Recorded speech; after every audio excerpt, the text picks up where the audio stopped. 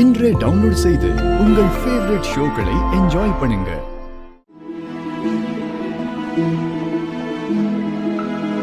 வணக்கம். வாங்க உள்ள வாங்க.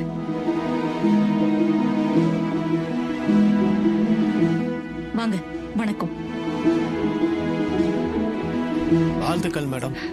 ரொம்ப நன்றி. இந்த புடி.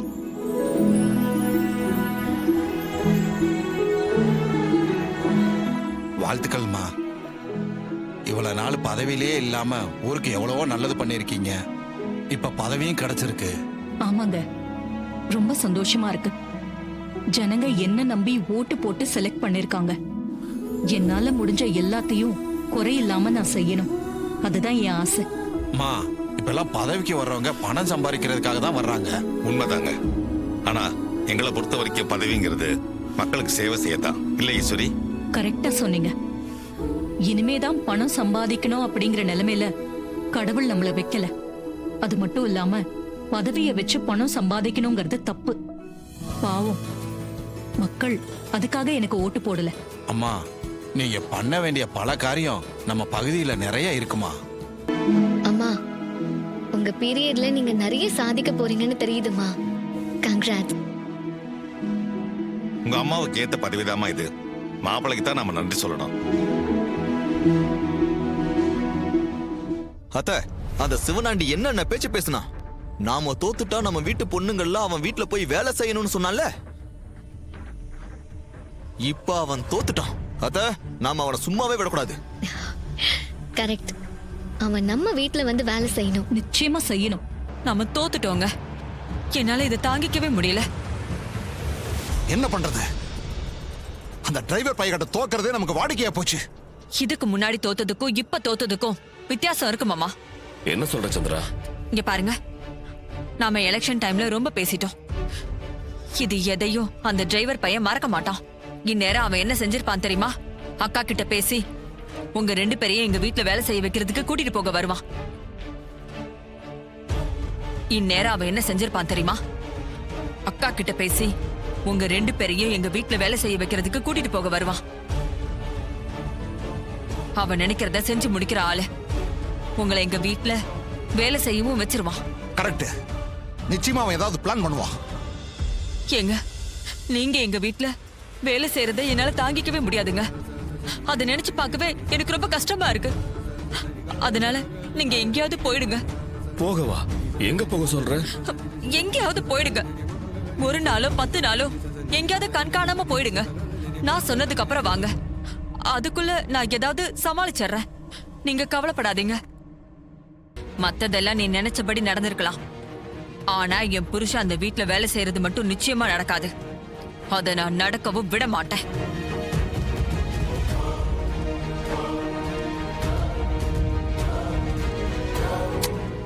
அவனே, இன்னும் கொஞ்சம் வேகமா போமா. அவனே, நம்ம சீக்கிரமா ஊர் எல்லையை தாண்டணும் இல்ல? இல்லன்னா அந்த டிரைவர் பையன் எங்க இருந்தாலும் நம்ம முன்னாடி வந்து நிப்பான். அப்புறம் முறவாசல் செய்யறதுக்கு நம்ம 2 பேரும் இழுத்துட்டு போயிருவான். சீக்கிரம் போப்பா.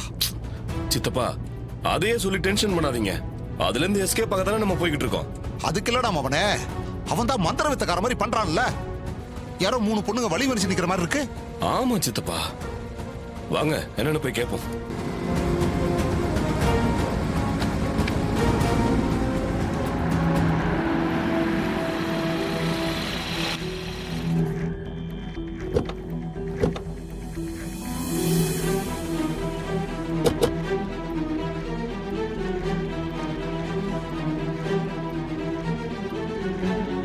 ஏய்,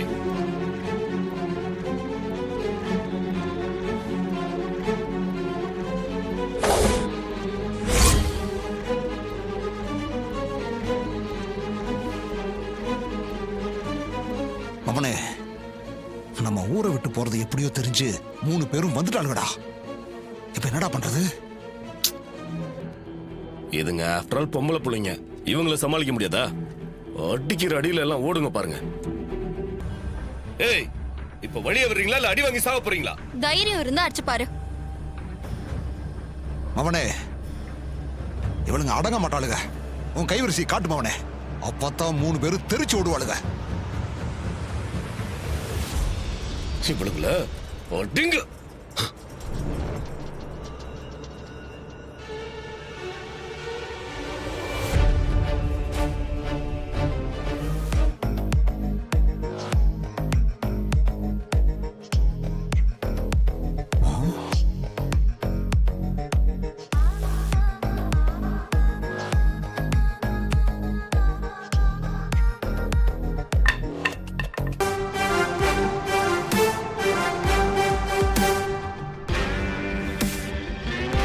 டேய், என் புருஷனையா முறவாசம் செய்ய வைக்க போறேன்னு சொன்னீங்க.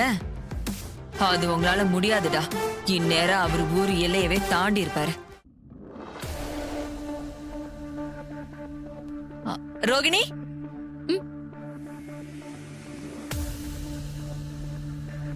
என்ன துணிமணி எல்லாம் எடுத்துட்டு போற? துவைக்க போறியா? சித்தி, உங்களுக்கு விஷயமே தெரியாதா? நம்ம வீட்டுக்கு புதுசா 2 வேலைக்காரங்க வந்திருக்காங்க. அவங்க கிட்ட தான் துணியை துவைக்க போட போறேன். எஸ், 2 பேரு. புதுசா வேலைக்காரங்க வந்திருக்காங்களா? எனக்கு தெரியாம அப்படி யார் வந்திருக்கா?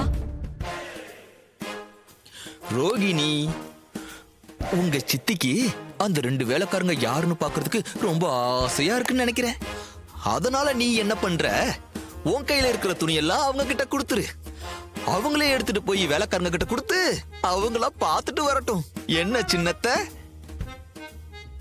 ரோஹிணி கிட்ட இருந்து துணிமணி எல்லாம் வாங்கிட்டு போயிட்டு அந்த 2 வேலைக்காரங்களை நேர்ல பார்த்து கொடுத்துருங்க. இனிமே நம்ம துணியெல்லாம் அந்த வேலைக்காரங்க தான் துவைக்க போறாங்க. என்ன இவன் ஓவரா பில்டப் கொடுக்கறான்? அந்த வேலைக்காரங்க யாருன்னு தெரிஞ்சுக்கணும். அதுக்கு இந்த துணியை வாங்கிட்டு போலாமே. சரி, துணியை கொடு, நானே கொண்டு போய் கொடுத்துறேன். இந்தாங்க. இந்தா. ம்.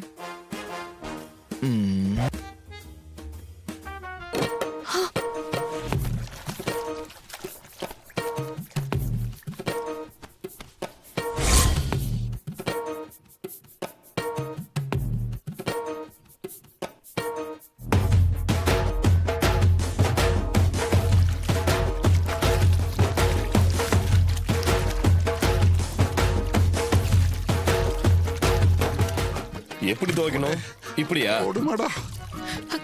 என்னங்க நீங்களா? சந்திரா, என் நிலைமைய பாத்தியா? என்ன இப்படி துணி துவைக்க விட்டுருக்காங்க பாரு. உங்களதான் ஊரை விட்டு போக சொன்னல, அப்புறம் எப்படி இங்க வந்தீங்க? நாங்க ஊரை விட்டு தான் போயிட்டு இருந்தோம்.